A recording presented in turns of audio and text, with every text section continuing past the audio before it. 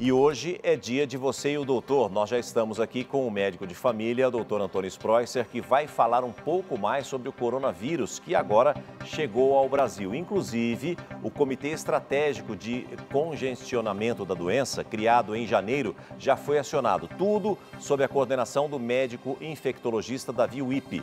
Doutor, o homem diagnosticado, que nós mostramos aqui na reportagem, que estava na Itália, não é?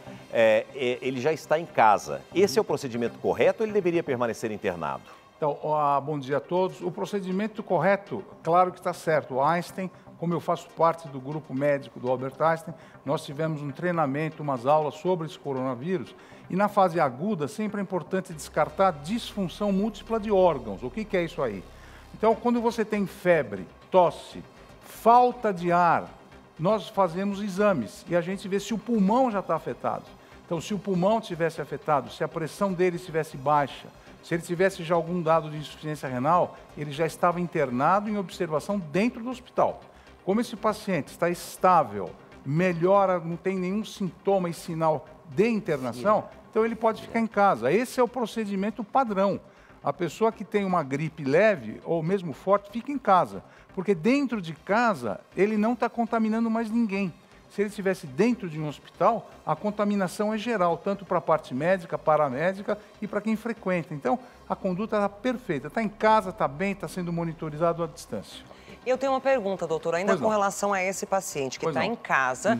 Eu creio que ele também tenha familiares, Sim. Ou esposa, ou filhos, ou parentes, pessoas que se aproximem dele. Exato. Essas pessoas, que tipo de cuidado elas precisam ter para não levar da casa deles para fora para outras pessoas? Então, a primeira coisa é limitar o número de pessoas que possam conviver com esse paciente. Então, ele tendo atenção básica, como alimentação, hidratação, cuidados de roupa e asseio e toalete, tudo bem.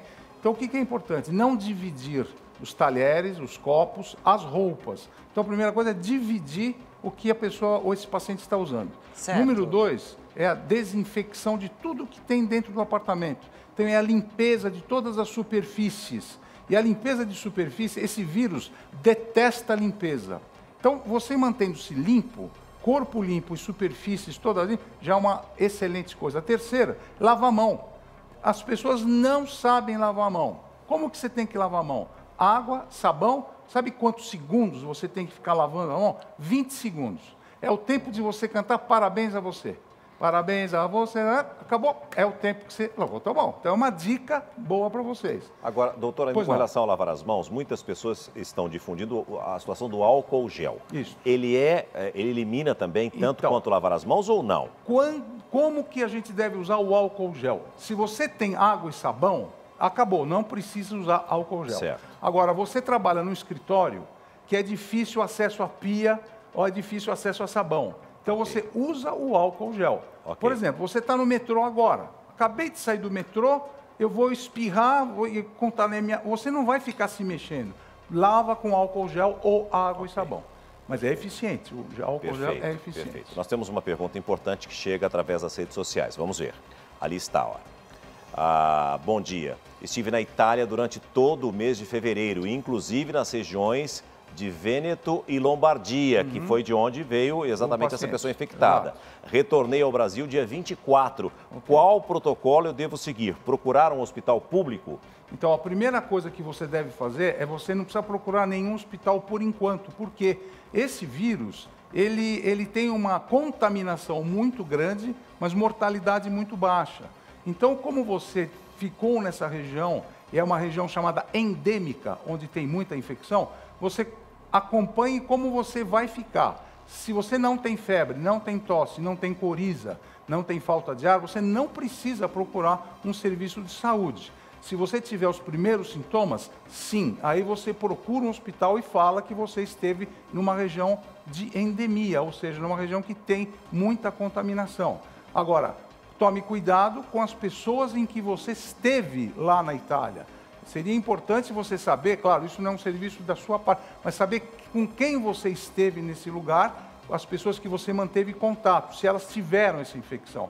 Porque, claro, a gripe é a mesma coisa. No Brasil nós temos muita experiência com essa gripe suína que teve uma epidemia. Então nós sabemos que nem todo mundo teve essa gripe. Então tenha bom senso. essa correria agora, todo mundo quer usar máscara. Calma, não precisa pôr máscara, ninguém precisa comprar agora na correria. Não tem necessidade. É importante saber o que eu falei. Tome cuidado com a sua higiene pessoal. Lavar a mão com água e sabão é fundamental várias vezes por dia. Apenas para atualizar, Ana, me perdoe. Na Itália já morreram 12 pessoas em virtude do coronavírus. E eu acho que esse é um dos pontos, pelo número de mortos, tanto na Ásia quanto agora na Europa, é o que vem assustando todo mundo.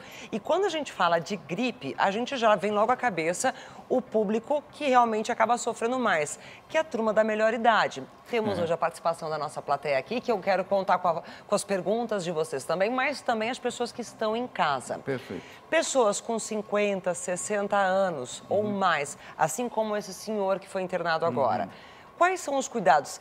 Correm mais risco? E as crianças também? Então, a sua pergunta é muito importante, Aninha. A gente sabe que as pessoas que têm acima de 70 anos é o foco da mortalidade maior desse vírus. Acima de 80 anos, piora. Então, a gente sabe que a tua imunidade e resistência é fundamental. Crianças, idem. Então, qual é a normatização? Primeiro, alimentação, hidratação, repouso. Se você estiver doente, não sair de casa, evitar aglomeração. Você sabe, por exemplo, que vai ter um congresso, você tem que ir nesse congresso, evita lugares com muitas pessoas. Agora eu tenho um congresso em Paris, na França, evita viajar numa hora dessa em que você não está bem, você está estressado, está com a imunidade diminuída, então evita. Isso é bom senso, né? A gente tem que evitar nessa hora muita correria e ouvir notícias que não são verdadeiras.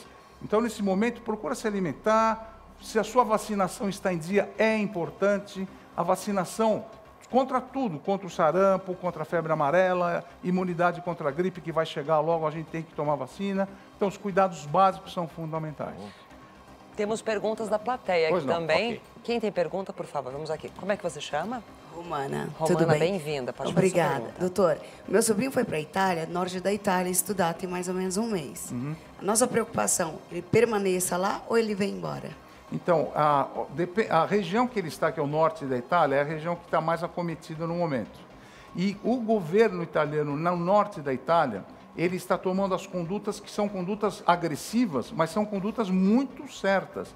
Então, as escolas estão sendo fechadas, as igrejas, os grandes monumentos estão sendo fechados. Então, ele deve seguir atualmente a orientação que está correndo lá. Nós sabemos que o número de mortes são 12 pessoas, mas as 12 pessoas que são mortas têm todas as doenças pré, como diabetes, hipertensão. O teu sobrinho deve ser, que idade ele tem? Ele está com 19 anos, mais saúde boa, tem imunidade boa, é um jovem que está lá estudando, então ele deve seguir as normas em que a cidade, a comunidade dele está ditando. Então não tem essa pressa de trazê-lo de volta para o Brasil.